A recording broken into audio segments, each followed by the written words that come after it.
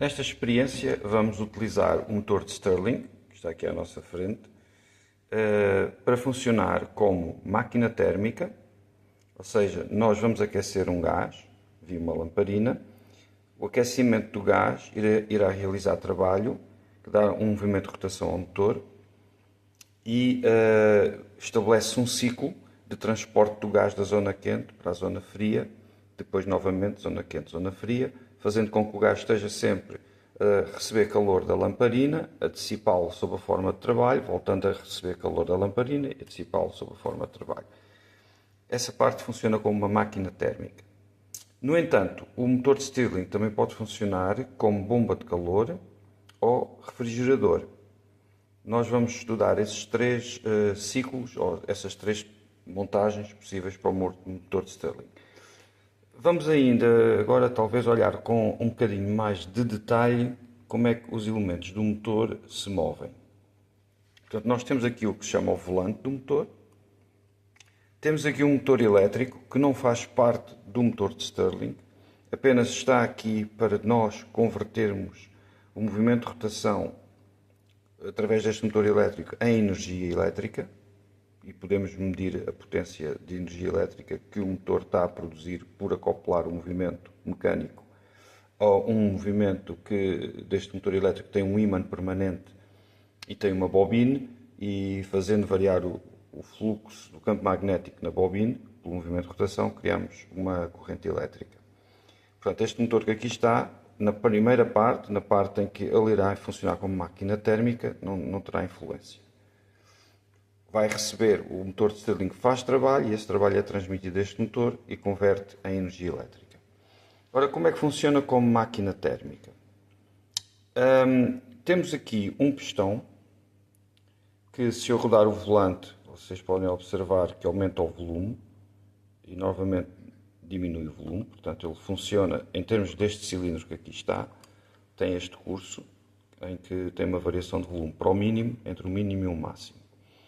O volume que está dentro deste cilindro passa por esta placa metálica, portanto, não é perdido o ar que aqui está, este gás, passa pela placa metálica e entra nesta segunda parte, portanto, que é uma ampola de vidro parecida com esta, que contém gás.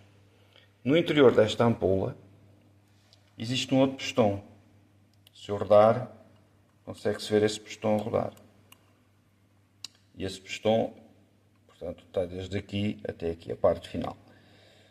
Este pistão não impede o ar de circular entre a parede interna, onde está o pistão, e a parede externa, onde está este tipo de tubo de ensaio de vidro, esta câmara de vidro. Portanto, é possível, o que este pistão vai fazer é, se estiver para trás, a maioria do gás está nesta posição, e quando ele, ao rodar, vier para a frente, a maioria do gás sai daquela posição e vem para fora da chama, sai da zona da chama e vem para uma zona mais fria. Ao mesmo tempo que poderá entrar e comprimir ou expandir este volume. Portanto, como é que o motor funciona?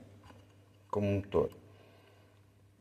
Começando o ciclo numa posição inicial, o que nós temos é a lamparina vai ser acesa e vai aquecer o gás que está dentro de todo este recipiente. O volume de gás que cá está dentro é o volume que está aqui, mais o bocadinho que está neste tubo de ligação, e mais o volume entre o final do curso deste pistão e onde ele está. Portanto, eu posso controlar o volume de gás apenas com este pistão. Este interno aqui não controla o volume de gás, apenas desloca o gás. Portanto, na situação inicial, o que acontece é que nós vamos fornecer calor.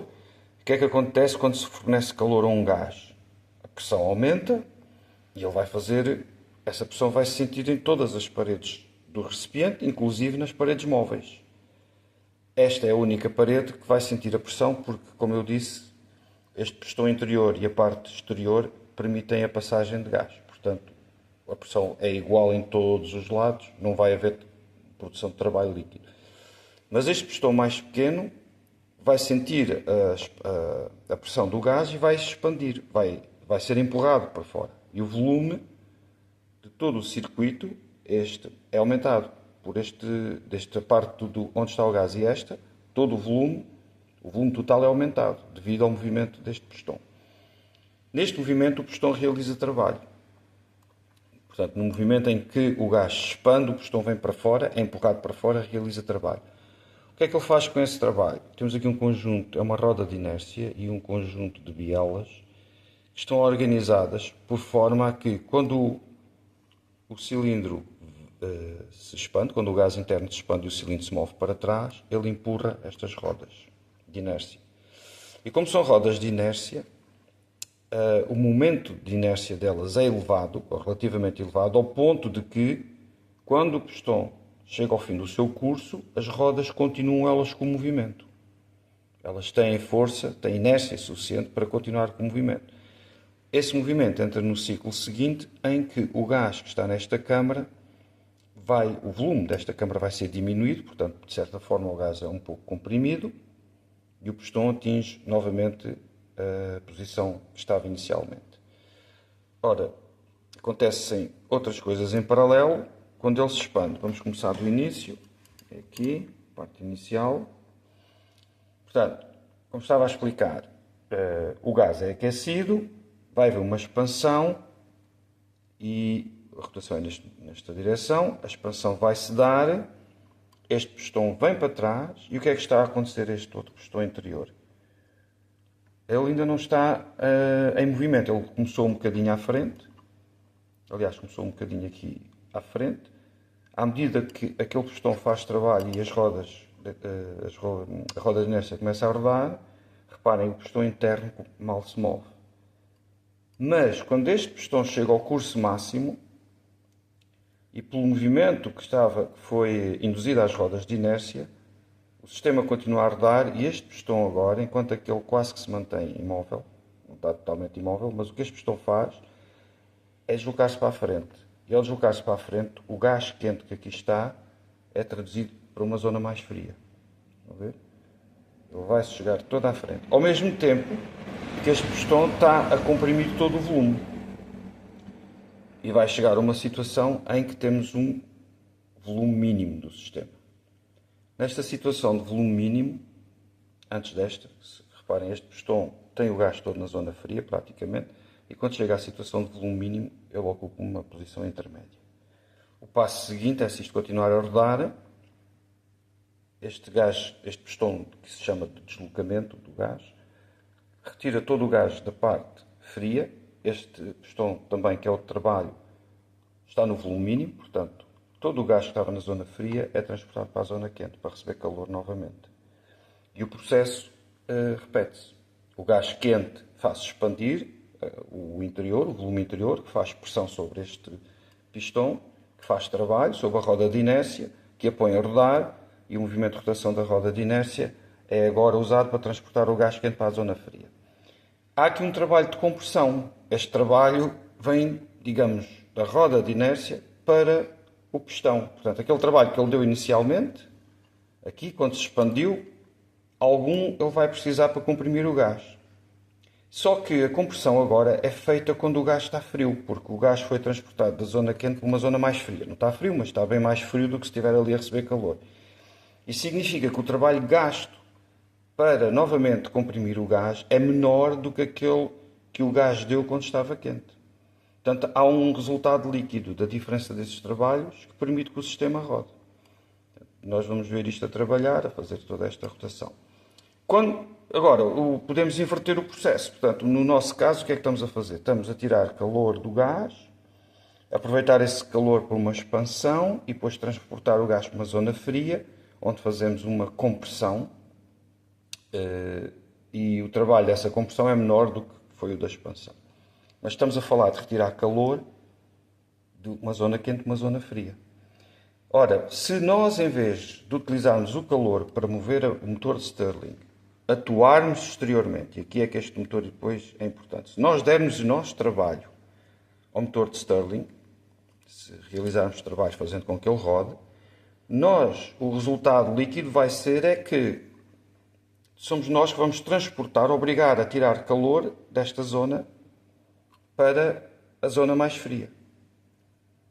supostamente mais fria, que seria mais fria se estivéssemos a aquecer. Mas como não estamos a aquecer o gás, estamos a obrigar a fazer o trabalho sem aquecer o gás, o que vai acontecer é que vamos tirar calor desta zona e esse calor vai ser transportado para aqui, para uma zona que, ao longo do tempo, vai haver trocas com o exterior e a temperatura aqui subirá e aqui vai descer, porque estamos a retirar calor desta zona. Portanto, é o processo de usar como máquina térmica, seria aquecer e pô-lo em movimento. Fazendo o oposto, que é nós pôr o motor em movimento, fornecendo trabalho ao motor, ele pode transportar calor de uma zona para a outra. E aqui estamos a arrefecer, ele funciona como refrigerador. Se invertermos o movimento, transportamos o calor desta zona para ali. E acontece que aqui esta zona depois ficará mais fria e esta mais quente. Mas esta zona, como está em contacto com a atmosfera, que é o reservatório de temperatura, que não varia muito, portanto, ela vai se manter mais ou menos dentro da temperatura ambiente. As temperaturas, a maior variação de temperaturas vão se verificar é nesta extremidade, onde quando tiramos calor arrefece, ou quando transferimos calor por compressão, pelo processo de compressão, daí estamos a dar trabalho para comprimir o gás.